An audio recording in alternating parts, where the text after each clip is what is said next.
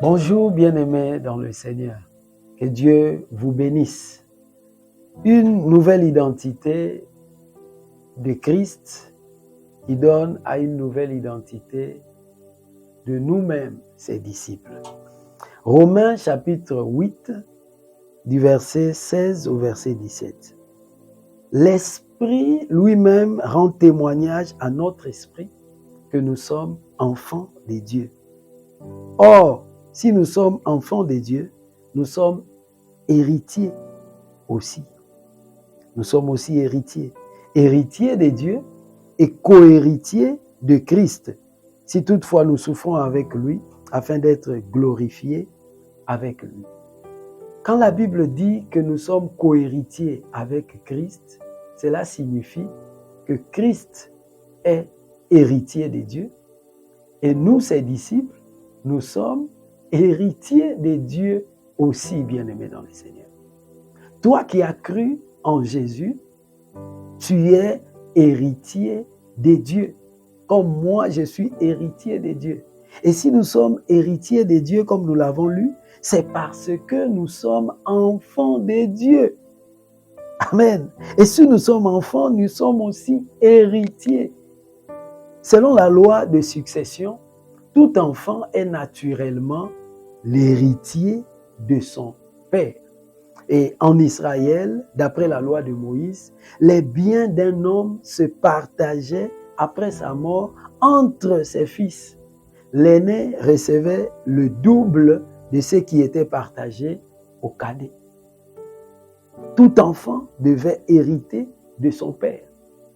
Et c'est Dieu qui avait organisé tout comme ça pour Israël. Pourquoi ne l'appliquerait-il pas lui-même? Et c'est ce que Dieu a appliqué pour nous, ses disciples qui avons cru en lui. Nous sommes ses héritiers. Nous sommes héritiers de Dieu. Quand nous lisons Éphésiens chapitre 1 du verset 11 au verset 14, je lis le verset 11, la Bible dit car en lui, nous sommes aussi devenus héritiers. Héritiers de Dieu. Le verset 13. En lui, nous avons aussi, après avoir entendu la parole de la vérité, l'évangile de notre salut, en lui nous avons cru et nous avons été scellés du Saint-Esprit qui avait été promis, lequel est un gage de notre héritage. Nous sommes héritiers et comme gage de notre héritage, Dieu nous a donné son esprit. L'Esprit de Dieu est venu habiter en nous, croyants, chrétiens, parce que nous avons un héritage qui nous est promis en tant qu'enfants de Dieu. Galates 4, 6 à 7 dit, parce que vous êtes fils, Dieu a mis dans vos cœurs l'esprit de son Fils. Le Saint-Esprit est venu habiter en nous parce que nous sommes héritiers. Bien-aimé dans le Seigneur, tu es un héritier. Et la Bible déclare dans Colossiens 3, 24 que cet héritage, c'est notre récompense pour tout ce que nous faisons pour le Seigneur ici sur la terre. C'est l'héritage qui nous est réservé, c'est notre récompense.